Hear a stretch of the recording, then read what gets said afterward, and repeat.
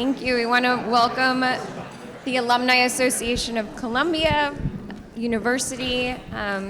Welcome to the Hill Art Foundation and our Mika Tajima exhibition titled Supernatural. The exhibition's on view through July 26th, so I encourage you to come back and explore the exhibition after the panel as well. We also are on Bloomberg Connect's app, so if you definitely take a tour and listen to our audio guide. And we have an artist book that Mika Tajima, the artist, published and printed, and we definitely take a look at that as well. All of the works in this exhibition are by Mika Tajima, who's an artist that Tom and Janine Hill collect in depth. And Mika took over the space and created some site-specific works for, as you can see, our art walls, and then some works are from the Hill collection as well. So we have a great panel this evening. Dirk, Boll, who's joining us from London, has been at Christie since 1988 and is currently the deputy chairman of 20th and 21st Century Art. Dr. Boll is also a lecturer at the University of Hamburg, and since 2009 has published 8 books, including a recent book titled Art and Its Market. Yes, which I hope we'll learn about this evening. Mary Kate O'Hare is head of Citi Private Bank Art Advisory. She leads a team of art specialists who help clients build and manage museum-quality art collections. Mary Kate specializes in U.S. and Latin American modern and contemporary art and 19th century U.S. and European art. Prior to joining Citi in 2013, Mary Kate was curator of American art at the Newark Museum, and she has her PhD from Rutgers. And we were just talking about her collaborating with Jordan Castile, another artist who's very close to the foundation and the Hills. Tom Hill, managing director at 2 Sigma, chief executive officer of 2 Sigma Real Estate, and chairman of 2 Sigma's private investments, but most importantly, president of the Hill Art Foundation. Tom is very philanthropically involved. He's chair of the board of the Guggenheim Museum and on the board of the Highline, which we have beautiful views of this evening, amongst many other philanthropic activities. And Fanyu, Lynn, thank you so much for organizing this panel this evening. Artist and entrepreneur, and I know you shared some of your questions earlier, and Fanyu has done incredible research. So everyone is in for a wonderful conversation, and encourage you to walk around the exhibition afterwards and ask any of us any questions you have.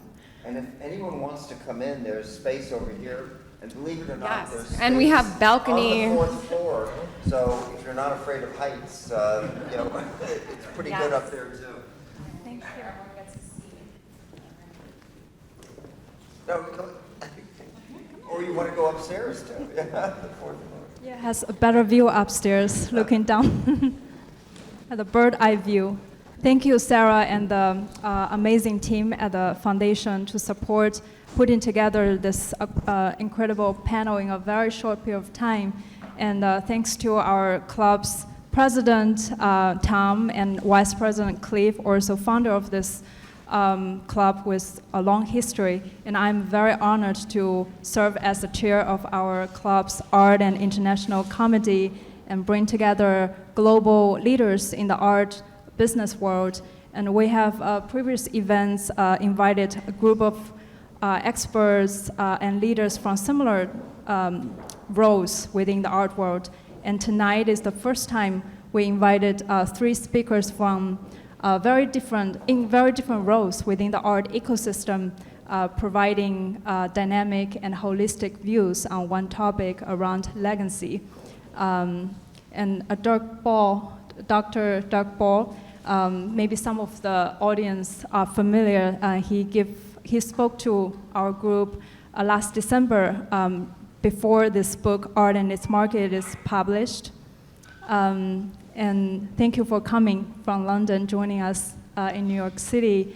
We are very excited to build lasting connections, build a community. And today, Tom, thank you for hosting it this evening in your beautiful art foundation. And we will begin this conversation by shining the spotlight on you for a little bit. So you are a legendary figure in many fields, including a top art collector, but previously you refused the label of collector and expressed the desire for art to be more accessible and inclusive. And why is making art accessible so important to you from the very beginning of your art collecting journey? Well, it starts with growing up in New York City and having these amazing museums. And my mother was an artist, and my dad, even though he went to Stanford undergraduate and then went to Harvard Law School, he had an interest in art. And I just had access to museums. It bothered me a little bit that the Frick had an age limit, so I had to, I think, turn 14 or 16 before they let me into the Frick. But every other museum, you could just go in, and I would say there was a more welcoming attitude back in the 50s and 60s than there is today, where, first of all, it's expensive to go to museums. Typical rate right now is $30, and that's expensive. And also, art has taken on a little bit of an elitist concept where it's not for everybody. And I spent this morning with Mike Bloomberg and all the people from Bloomberg Philanthropies at the Guggenheim, where we were one of the first part of the Bloomberg Philanthropies Bloomberg Connects program, which now has 300 museums. And I'm really pleased that Sarah Needham and Olivia Fountain and others who work here persuaded Mike to take us on. And so we are now part of Bloomberg Connects. But if you go to the Jenny Holzer show right now, and Jenny is this amazing video artist, who has, got a show now that is the second edition, because she did her first show in 1989.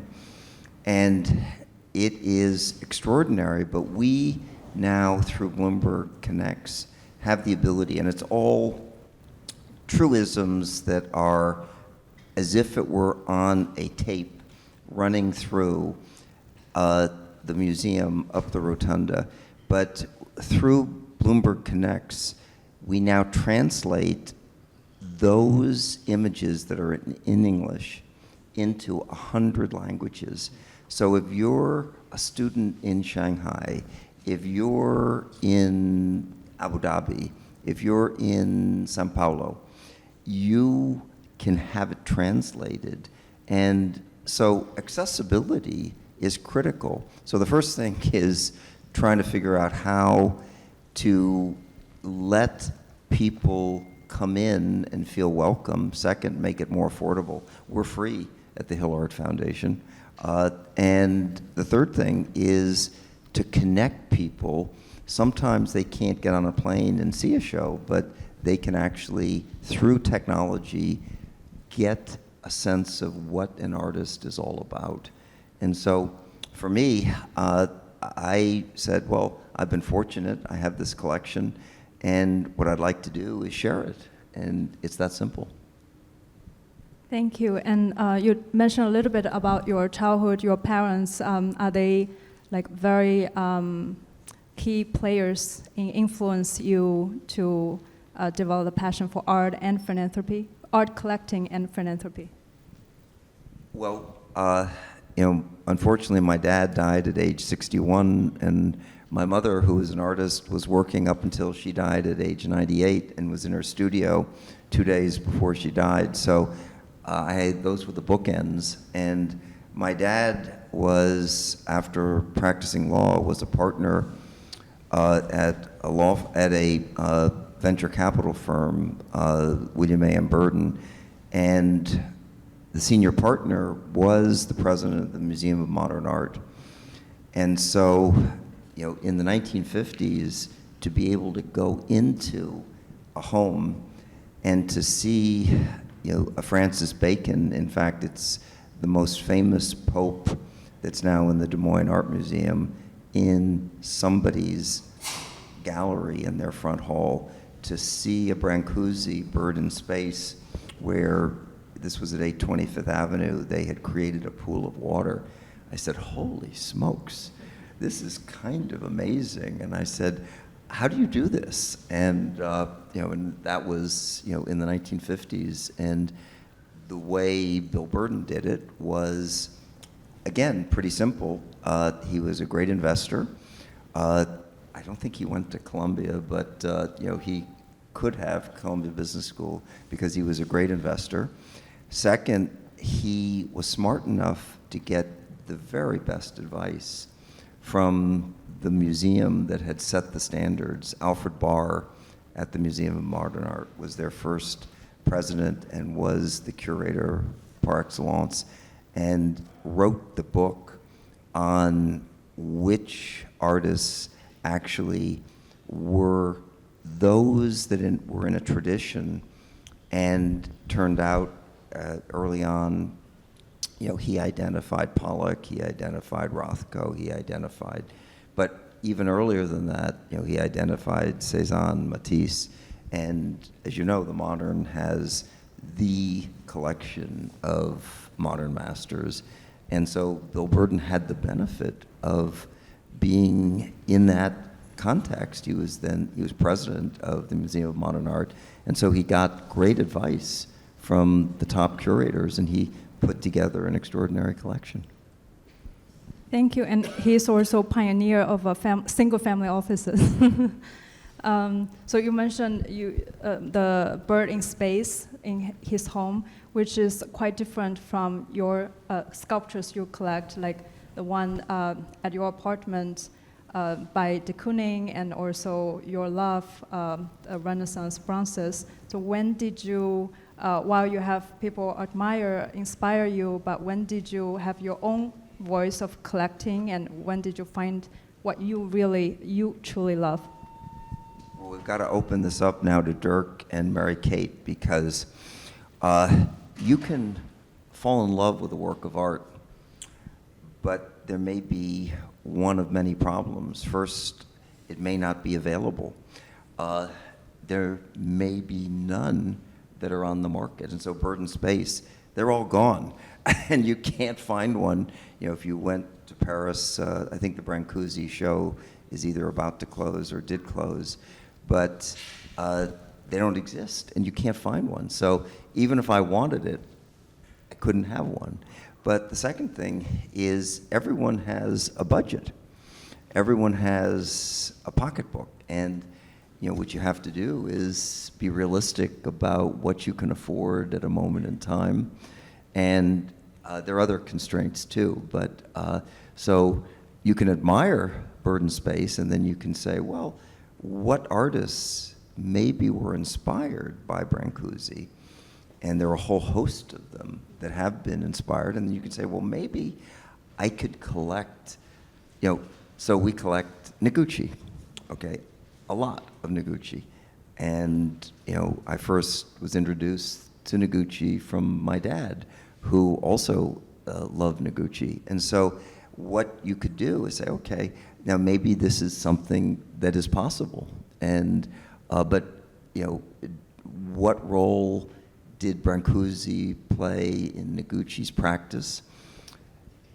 By getting to know the artists, you get to ask those questions, which is which artists profoundly impacted your career? And it could be a Greek and Roman sculpture, if you're a sculptor. It could be a Renaissance work of art. It could be, Chinese, African. I mean, Picasso was very much influenced by Fang reliquaries and African statues. So, but by having conversations with artists, you can actually find out what influenced them. That's a very good answer, Mary Kate. I want to turn to you. You advise clients and You are also a PhD. You have a very rich background in art history and curatorial background in museums. How do you guide your clients to find their love, to hear their inner voice, and provide them with information that you know? Thanks so much. So I think the first thing is passion. It just, you're going to hear this again and again tonight, right? Like passion's the number one thing. But I have to say when we approach, sorry, am I breaking up? Maybe we'll switch. Try this one. Oops. I can take my pick. Oh, this one's good. Hi.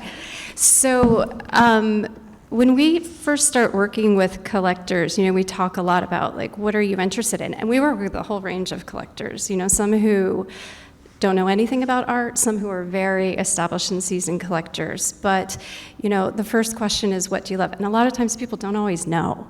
And so we spend a lot of time engaged in education. And education comes in a lot of different vehicles.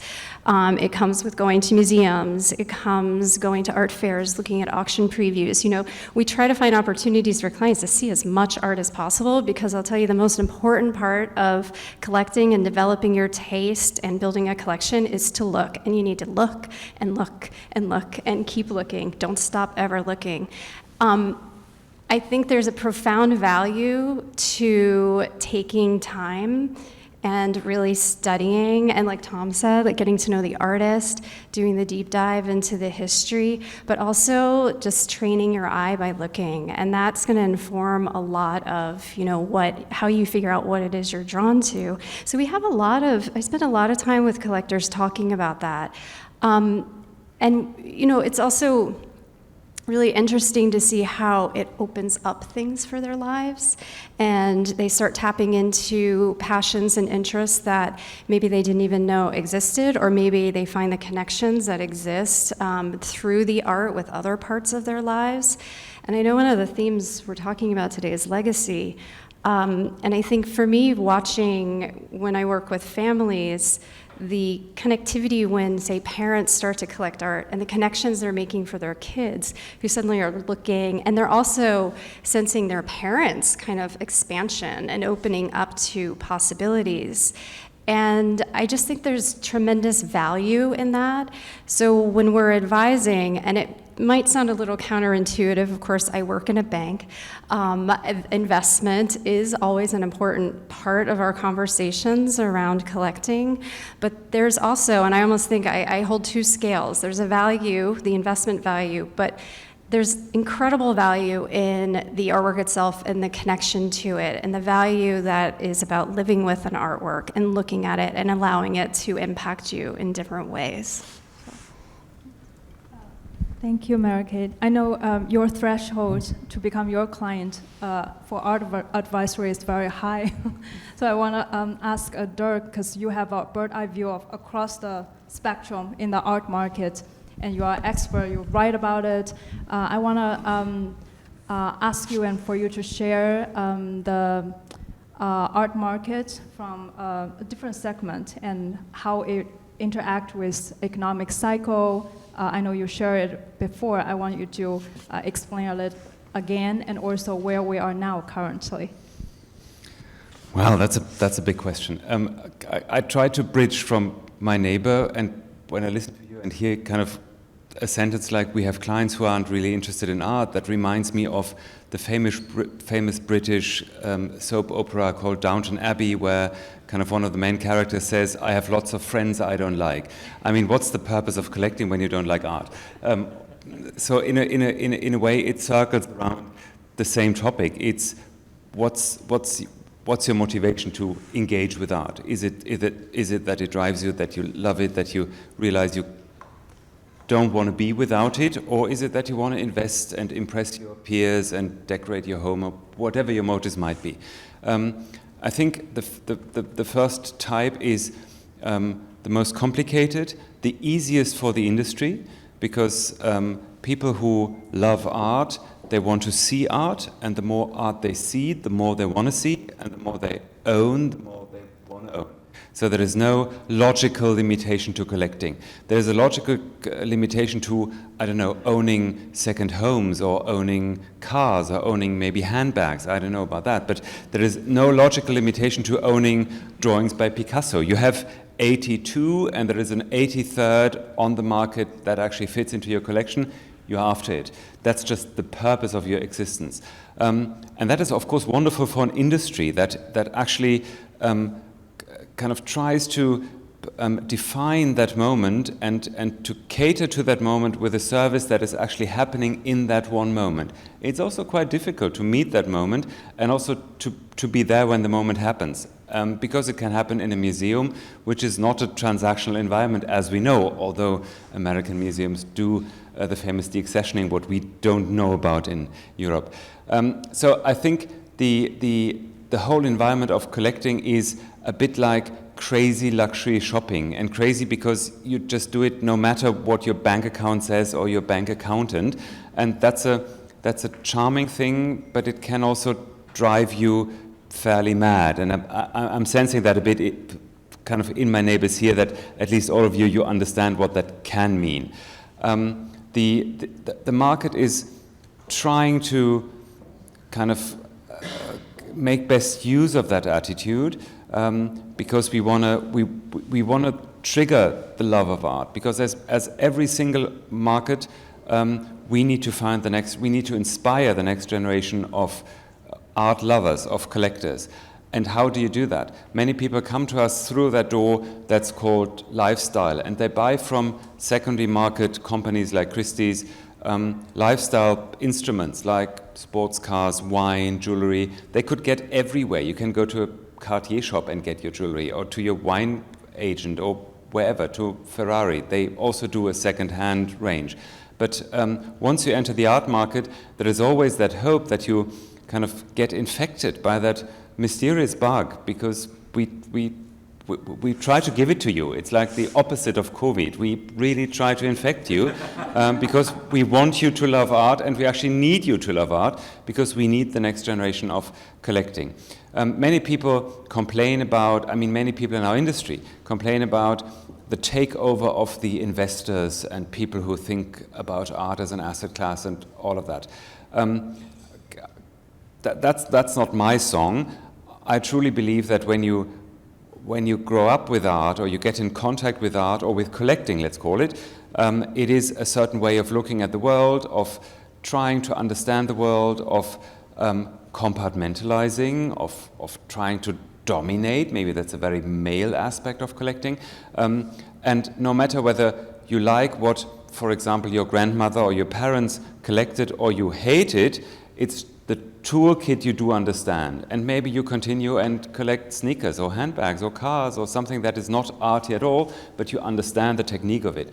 And so my true belief is that the collecting part of society renews itself in every generation. That's just like, I don't know, biology.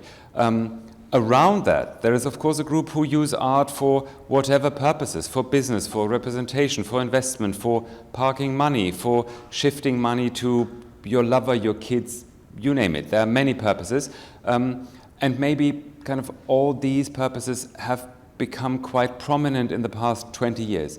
Still, I do believe that once you get infected, either by a museum or by a gallery or even by an auction house, which might be the least interesting of the three possibilities, you are done. There's actually no way out, unless you run out of money, but then you can still buy books about art and can go to museums. So, sorry, that wasn't really answering your question, but I got carried away. I'd like to follow up just on Dirk's view, which is absolutely right, that different individuals buy art for different reasons. And Michael Finley wrote an amazing book called The Value of Art. And similar to what Dirk said, there are three reasons why people buy art. First is they buy it because they think it's going to go up. Well, anybody who actually knows that a given work of art is going to go up is fooling themselves. You have no idea. Second is they buy it as wall candy. where they want to impress people who come into their homes and impress people, more generally. And I don't know if you've been in any homes here in New York, but you can go in and see one of everything. You can see a Damien Hirst, you can see an Andy Warhol, you can see, a Christopher Wool, you can see, just one of everything. And you say, oh, okay, well, I know which art advisor, basically put that collection together. And it's so predictable and so uninteresting. And then there's the third category, which is those people who, as Mary Kate said, read, who study, who talk to people, who are usually involved with a museum, who get to know the curators. I'm chairman of the Guggenheim. The curators love having conversations with smart people and talking to them, and they will introduce you to the artists, and you can actually learn a lot from these curators. But going back to the first point you made, Dirk, nobody has a clue about art going up. And it's a little bit like in the stock market. You tell me a year from now where NVIDIA is going to be trading. Now, there are certain things like momentum, like sentiment, and that happens in the stock market. It also happens in the art market, where things get way, way overvalued, but then they can get way, way undervalued. And in the 60s, when I was at Harvard, it's hard to believe, but this was a year before Andy Warhol got shot. He liked to hang out at Harvard. Now, why did he like to hang out at Harvard? I have no idea. But, he maybe thought these kids are smart. It was the Vietnam War, maybe, and, he was a voyeur. And so I would say on a whole bunch of consecutive evenings, because I wrote for the Harvard Lampoon, which was the humor magazine. That's when I had a sense of humor. And I was coming back, and literally every night Warhol would be there in this dive where pinball machines were going. He'd have his entourage, he'd have his Polaroid, he'd have his tape recorder. And, I asked the question, can I sit down? And he said, sure. And so he didn't talk, but I subsequently found out from Bob Colacello, who wrote the book on Andy, that Warhol was probably the most profound student of the history of art.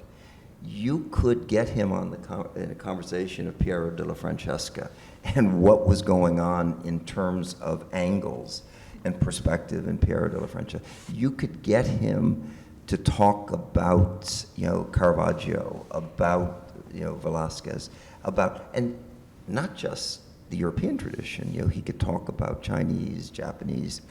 And so one of the things that you can do is write your own story about how, if you're in the last category, which is it turns you on, how you approach figuring out what you actually want to begin to pursue. And it starts usually with, do I like that? Well, why do I like that? And then you become your own psychiatrist. You go into deep therapy around what it is that's attracted you to a given work of art, and then you test yourself about that. And when you begin to put paintings next to each other, you can have beauty contests where we had this amazing Basquiat, and I had it up against a Francis Bacon, and Bacon killed Basquiat. So I ended up selling the Basquiat. It was probably the worst financial decision I ever made. It didn't matter, because I bought another Bacon. But you get to have fun with these beauty contests, juxtaposing works of art. And it doesn't have to be, Bacon and Basquiat. It can be, art that is in a different category. It's true. We were talking earlier this week about there's so many different ways that you can build a collection, and it's like each collection. Well, there are the cookie cutter kinds of collections, but the really interesting collections are the ones that leave an imprint and leave you surprised. I have all kinds of collectors. One has a thematic approach. One's collecting with a subject matter, representations of labor during the WPA era. Others focus solely on 1930s, 40s American abstraction, which is not really something that many people know about. It's kind of niche, but again, there's also there's a theme, there's a subject, there's something that really stimulates, and then there's the hunt. And I think part of the collecting bug also that you mentioned, because people really do get turned on to it, is trying to find these pieces, especially secondary market, historical works that, primary market's a little different. You have artists continuing to create things, but when time has passed, and then you have this sort of quest and the challenge to try to find an artwork and to do the test and wait, why is this one better than that one? And I remember kind of growing up, I knew I liked art, I wasn't sure why, and I would do little tests for myself. I grew up outside of DC, so it was access to a lot of museums, and I just go look at a Rothko and be like, okay, I'm not sure I get this, but I'm like, what's going on here? And then you just spend the time looking, and you're like, okay, you start piecing it together, and you just start quizzing yourself, and then you start to determine what it is you like and why you like it, and that's really helpful to determine too, because that can help guide you in where you go with your collecting. Thank you. So I heard a lot about heart-based approach, but I know you have very specific systematic way of evaluating, and one of your Tom's criteria for defining a great artist is that artist keep reinventing him or herself every decade. And this, I was wondering, do you see it in yourself, given you are still continuously reinventing yourself throughout your career, from the top deal maker in the M&A world to building the largest hedge fund of its kind. And now you started get into private investment and real estate in a data-driven fund. So you are kind of living up to your own standard of greatness, isn't it? Well, I've been lucky. First coming out of Harvard Business School in the early 70s, nobody wanted to go to Wall Street, and I like math, and I ended up finding somebody who took an interest in me, and mentors are really important. And so in the art field, you can actually find a mentor too who can help you. But Joe Perella, kind of took me under his wing, and I said, boy, doing M&A is much more interesting than doing dividend studies or indenture studies on triple B bonds. And so you actually have the ability to carve out your own, I would say, path in a career and also as a collector. And one of the things I think is important is to study what is going on in any given aspect of investing or art, and where is the wind at your back? I mean, nobody should be going into an industry where it's, the wind is in your face. And so in the 70s, nobody wanted to be investment banking, nobody wanted to be in M&A, it was a backfield. And it turned out to be this incredible industry. Well, the same thing, private equity. Oh, private equity, what is that? Same thing in art. I mean, I started, talking about Warhol, but you won't believe this. In the 90s, after Andy died, he died in '87, the Warhol market was a disaster. You could buy anything. You could buy a Marilyn for, the Marilyn that sells for right now $220 million. That's the most recent, 40 by 40 inch Marilyn. You could buy that for $2 million. I mean, but so that was a point in time.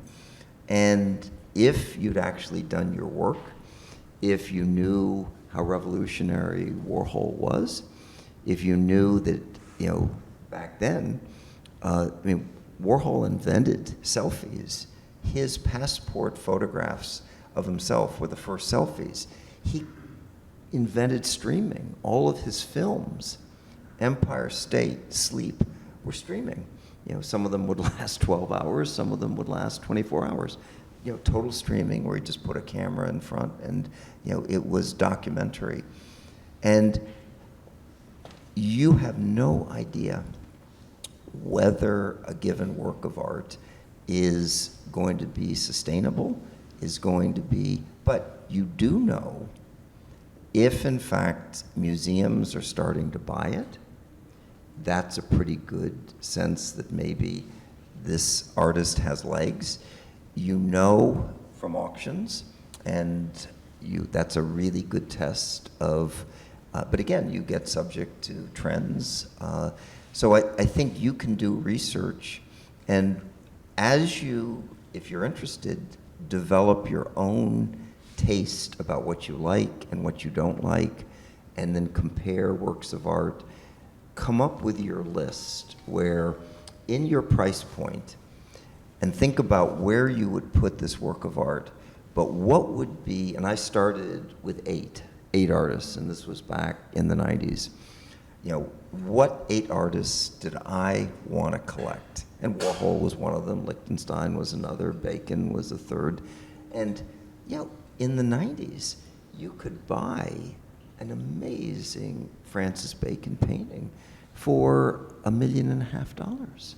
I mean, today, you know, 40, 50 million, I mean, just nuts. And so, but come up with your list within your price point, and then, you know, again, test with curators, test with, you know, where that art is going, into which museums, test where the artist is exhibiting. I mean, the dealer is really important. If the artist is alive, what dealer are they using? Thank you. Dirk, I want to come to you because one of the concerns you shared before is the generational shift within the art market.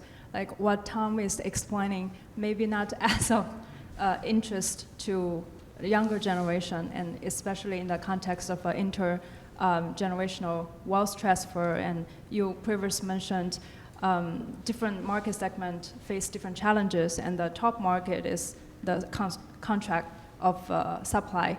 There's the only thing come to market is huge, significant collections and estate sales, and that will transfer into how we consider the younger generation will value the art that's being bought, or the price is sustained by the post-war collectors. Could you share your most recent thought about that?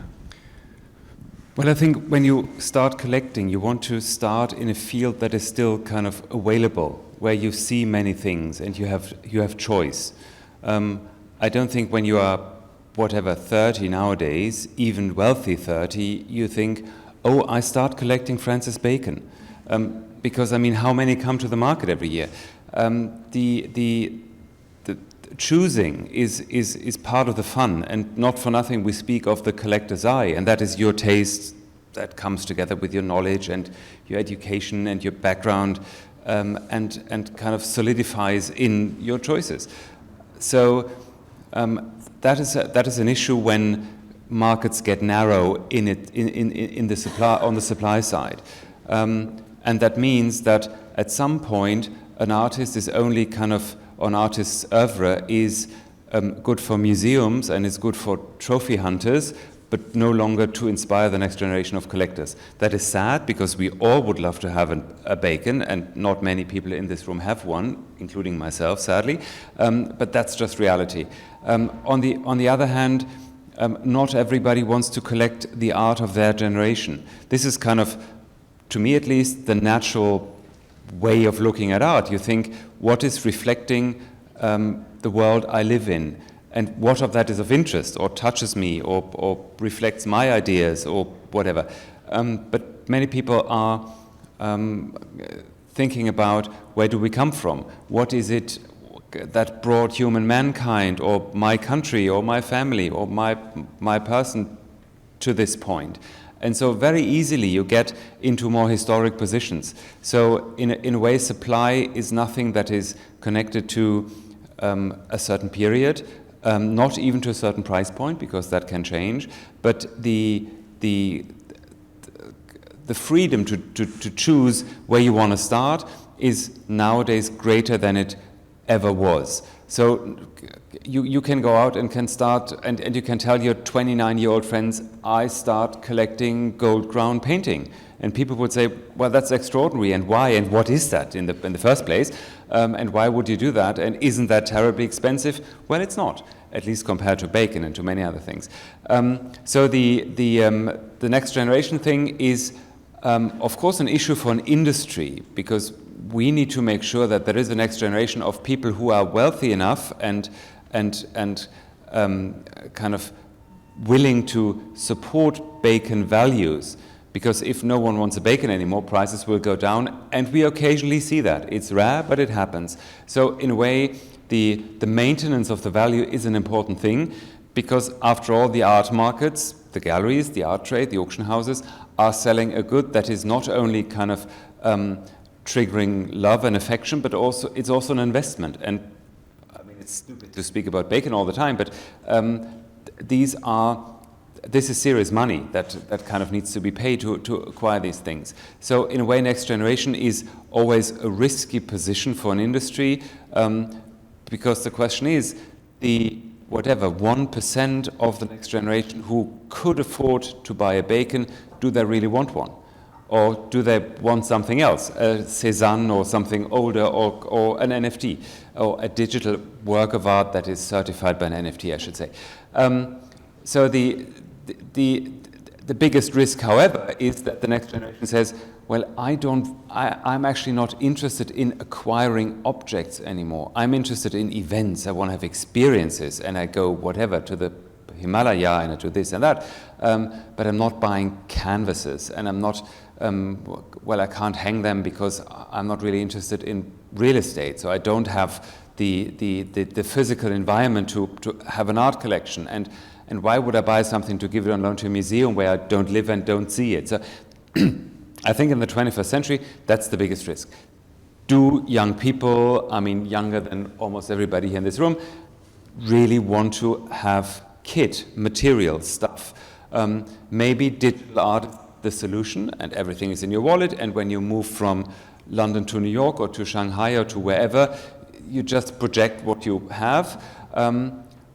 Or is it maybe that it gives you some idea of being rooted, of feeling homey, of having just an amazing presence in your life?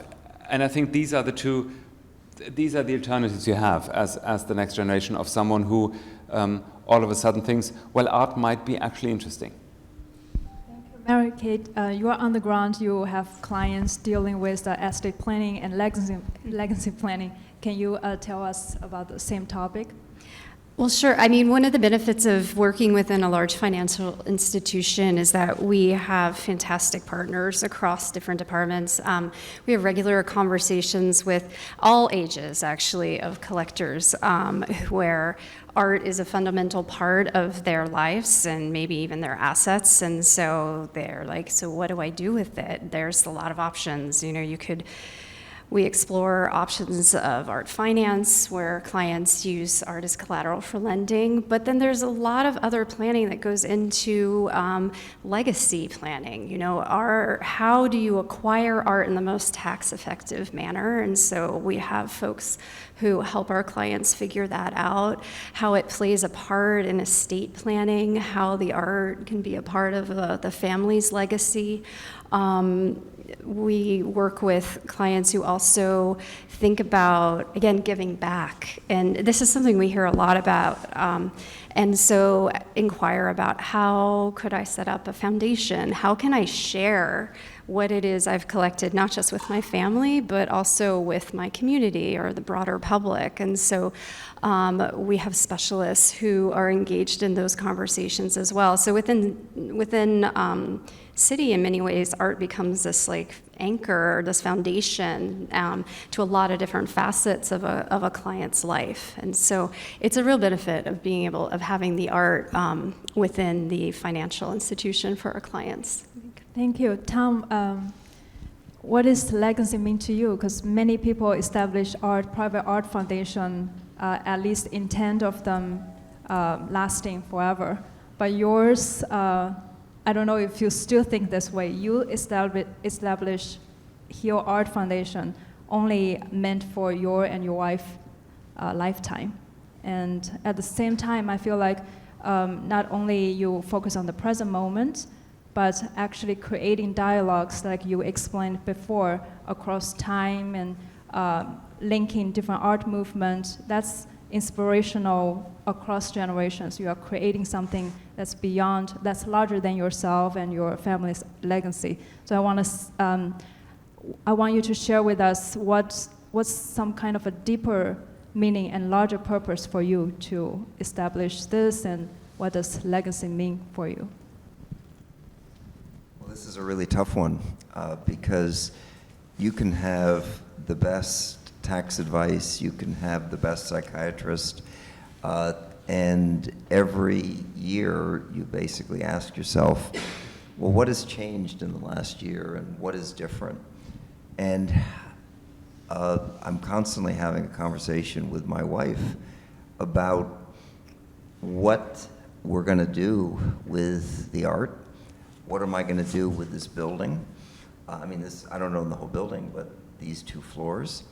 And I have 2 daughters, one of whom is a partner at Morgan Stanley, the other is in the art business.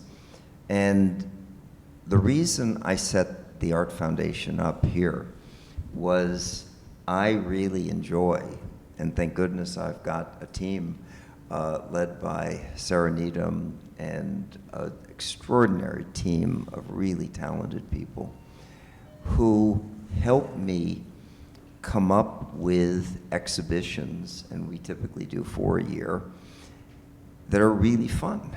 And so Mika Tajima, before Mika, we had Sarah Crowner juxtaposed with Twombly sculpture. And in the fall, we're doing Jordan Castile, who's another artist we collect in depth. And then, we're going, Hilton Alls is going to curate a show for us of works from our collection. And I really enjoy this, and I am turned on by asking the question, well, what would be interesting for me as a consumer? And I've got a lot of art to choose from. We've now established a relationship where I can borrow, and for our Twombly sculpture with Sarah Crowner, I borrowed works of art. We borrow from other institutions, from other collectors. And so I can actually have a lot of freedom to create these dialogues. And if my youngest daughter, who is in the art business, were to say, I really want to do that, and she has a 1-year-old son right now, so she's busy taking care of her son and advising our art clients. But every year I ask the question, who's going to run this when I'm no longer around? And with the team that we've assembled, we really spent a lot of time thinking about our exhibition schedule. We have a backlog, we have all sorts of ideas, and it's highly collaborative, and it's really fun. Will somebody else want to do that? I don't know, but if somebody comes along who happens to be one of my daughters, because I can't imagine, I'm not like Eli Broad, and one of the things that is really fun is to study major collections and what happened to them. So we all know David Rockefeller. He had a great collection, boom, sells them all. Leonard Lauder starts collecting Cubist. He has the most profound Cubist collection in the world. It's worth over $1.5 billion. I mean, just extraordinary. What did he do? Gave it to the Metropolitan Museum, and I was on the executive committee at the Met at the time. That, you know, and it was so interesting because his brother is former President Ronald of the Museum of Modern Art. They didn't need the Cubist collection. The Metropolitan Museum did need it. And so what did he do? You know, he said, it's going to the Met. So there are lots of choices for people, but if you read, so you look at why is the Hermitage in St. Petersburg? Anybody here been to the Hermitage in St. Petersburg? Okay. So what do they have? Morozov and Shukin. Well, if you study Morozov and Shukin, and if you were in Paris, I'd say 5 years ago or maybe 6 years ago, you could see what LVMH put on in terms of works from them, and it was a deal, you know, that, you know, Arnaud cut with, you know, Putin, where those works came, you know, into LVMH Foundation, and it was extraordinary. But what happened? The Russian Revolution came, and they all ended up, you know, as part of the state, you know, the Soviet Union, and so that's why they're at the Hermitage. So I think every major collection ends up getting sold or given away, and the two extremes are, you know, I mean, Don Marin, who is a good friend of mine, you know, he's the former president of the Museum of Modern Art. You know, he keeled over, died, and, you know, essentially all the works were sold within a year. And, you know, Leonard Lauder, you know, decided, you know, he was going to give his entire Cubist collection to the Met. Please. I think that's an interesting development you mentioned here. To begin with, speaking of the Hermitage, I mean, one of the greatest museums of the United States is your National Gallery, and we know that very important paintings were sold by the Soviet in 1929 to finance the first 5-year plan. So having ended up in a stately museum even outside America, because here, as I said, you do deaccessioning, doesn't mean it's in there forever. But what we currently see on the market, and my dear colleague Alex Rotter said it after the Allen sale at Christie's, he said, now every collector wants to have an evening sale. So in the old days, collector would consider what to do with their collection, and some might donate it or leave it to a museum, and some might leave it to family members. Some might say, well, the next generation can sort it out. But increasingly, people move away from institutional thinking around their collecting. And especially in Europe, that means in the old days, people would try to avoid selling at all costs, because museum in Europe cannot sell, and therefore it's not considered to be good or adequate to sell. And that has changed. People look at opportunities and look at, are willing to make best use of collecting fashions and kind of pockets of demand. But more importantly, more and more people want to sort it out themselves. And we see more estate, and it's not an estate sale, it's a collection sale of people who say, I'm now 80, I have 2 daughters, one is in finance, one is in art, but I want to control it, I want to organize it, I want to make sure it's done in the way I want it to be done. There might be a tax aspect to it or a charity aspect to it, but it's the view of collectors on their estate planning and on their collecting is changing massively, and that has started maybe 6, 7, 8 years ago, I'd say. Thank you. Thank you. I was going to ask Dirk again, because you previously were very passionate about we might be entering into a golden age, another golden age for contemporary art, because you see on the market the like an unprecedented surge in interest in those emerging artists, and I wonder how that can, maybe they are redefining what legacy means outside of the context of a financial or more serious topic. Maybe there's a social, like something different. Yeah, I would say between these two poles you are just mentioning, there is the lifetime of collecting. So when you're interested in cutting-edge contemporary art, the art of your generation that reflects the world you live in, that is usually something that happens when you enter collecting, when you start thinking about art, and the estate planning is when, thanks to canonization, institutions are doing for all of us, kind of this collection, or at least parts of it, have become a greater significance in an art historical sense. But what I see with younger people, like people who are now between, let's call it 20 and 35, there is a strong interest in art as kind of a language that is following rules. They want to understand the rules, and they want to, they don't want to listen to a song in a foreign language. They want to understand what this song is about, if you excuse that weird transferal here. So, and maybe that has to do with the decrease of influence of other systems that can give your life rules. You can then decide to follow or not, be it whatever, your family, your parents, your religion, you name it, politics. But I think there is an increasing number of people who are interested in art as a system, as a language, as kind of a parallel universe, and that is not necessarily about art history or aesthetics or investment or decoration or whatsoever. This is a deeper sense of it, I would even call it. Very profound.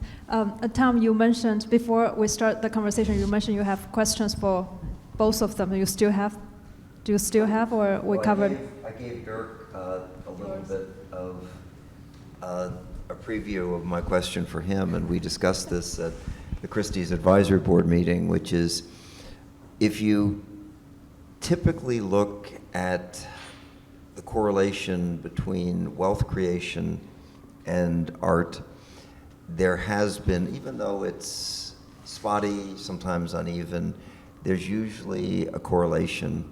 I mean, whether it's the Medicis, whether it's Pharaoh, the Catholic Church. If you have money and you have multiple residences, you have walls, over time, you tend to want to put something on your walls. And I was asking Dirk, because we talked about this at the Christie's advisory board meeting, a whole generation of tech, billionaires, with some exceptions, but a whole generation don't seem to be that interested in art. And is it because that they haven't had time? Is it because they don't view a home or multiple homes that they have as something that they necessarily want to populate? And again, there are some exceptions. I mean, Paul Allen was a big exception. Simone is an exception. And there are others. But by and large, your typical 40-year-old, billionaire who's made a lot of money in tech doesn't seem to have the bug. And why is that? And then, to Mary Kate, the question, which is one that is really complicated in art, which is, how do you assess a given value of a work of art? And Dirk mentioned gold ground paintings. It's a very thin marketplace, and you can actually have very healthy debates about what value is, from just you're assessing the value of a work of art. So start with Dirk and then Mary Kate. Well, I don't have the answer to begin with. I don't know why tech people dare not to love art. Maybe they don't know me and I haven't kind of lectured them. Well, just wait. Exactly. Well, that's not always a solution. But let me turn that around with a bit of an anecdotal view. So for very many years, maybe decades, maybe centuries, there was a certain price gap between two-dimensional and three-dimensional works, even from the same hand. So if you had a painting, a classic painting all on canvas, and you had a bronze, the painting would always kind of fetch a higher price. And we know it's so difficult to compare qualities in different media, but let's say it's the same quality, same period in the oeuvre, same importance, whatever, the painting would always make a higher price. Because kind of since Renaissance, painting was considered to be the reigning queen of the arts, etc., it's also that there is a certain idea of people that art is what you can hang on your wall or what goes into a gildwood frame, or I don't know. But this attitude has changed over the past 15, 20 years. And kind of when I started at Christie's 26 years ago, people would say, well, I have a budget of X and I like this artist and I try to get a sculpture because I get a better quality for the budget or within my budget than being after painting. Fine. These days are gone for various reasons, but one reason is kind of very pedestrian, as we would say, when you look at how these young rich people live. Kind of in the old days, they had big houses and they had staff and they had lots of walls. The Christie's Art and Tech Conference had their opening cocktails in a apartment. I'm sure all of you have seen in, I don't know, How to Spend It or one of these papers, which is I wouldn't even know what the name is of that skyscraper, Central Park Tower or something like that. So you enter, and actually there aren't any walls. Of course not, because what you're selling is the view, and that is absolutely amazing unless you suffer from vertigo. But everything is glass, and there is a kind of a concrete core with all the staircases and whatever you need. But actually, everything else is made of glass. So how do you hang a painting there? What do you do then? On the other hand, I mean, that apartment is for sale, so there is no significant art in there, but imagine a good sculpture in front of that view. That just looks absolutely amazing, and the light helps the sculpture to kind of unfold, etc., etc. So we have seen that gap closing because more and more people want to have sculpture because they cannot hang any paintings anymore. I know this is not an answer to your tech question, but I thought I'd give it a try. Now over to you. So to the question of value, I wish it was so much easier. I wish it was more of a science. It's like an art in and of itself. And my team, we do provide valuations for all the art that Citibank accepts as collateral. And let me tell you, it is a debate. It is a team effort, and we do a lot of talking because you're looking at so many different qualities about an artwork that go into an impact value.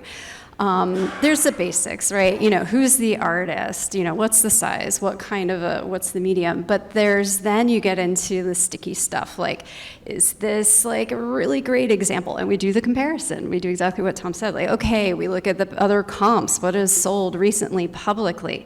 But then there's the challenge. You also have over half of the art market is also transacting privately.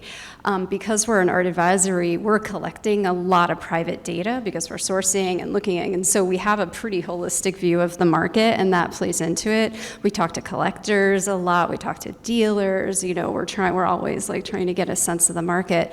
But, you know, there are some factors that, you know, we just debate, like, is this better than that one that sold at comp? And then, okay, well, if that one just sold, then what would happen if another one came on into the market right away? Because we're looking at, you know, like, what could it reasonably get? What's the fair market value at this particular moment in time? And there's a lot of other factors that impact value too. And some of it is a little fleeting and it's not always hard to know. Secondary market or objects, like I always say, artworks have these lives. They're like people almost, right? They're organic beings, and sometimes things happen to them. So what's their condition? What's their health like? That can really impact value as well. So I wish it was easy, Tom. It's really hard, but it's something that also is constantly changing, and it's very fluid, and it's like something that just takes a lot of thought and consideration. Now, we promised that we'd have you out by 7:30, but Fanyu, I have to thank you for organizing this particular group. I've learned a lot, Dirk, Mary Kate, and also the questions that you would pose, and I have them here, really excellent questions. So we didn't have a chance to ask you a question because you're a writer, you think about this a lot. So as you put this group together, what was the one question that you were hoping that we would answer? I actually hope we can redefine legacy and also learn from you, learn from a very inspiring person and your life story. And you work with both companies and persons, as individuals. So I also want to highlight Mary Kate and Dirk, which we collaborated before. So I really hope our audience will learn from each one of you, and that's why I put very individual, personal questions, and hope I can inspire people. And sorry, we don't have time for you to ask questions, 'cause sometimes that's the most interesting part. But I appreciate everybody here, and thank you, Tom, for hosting again, and thank you both. Thank you.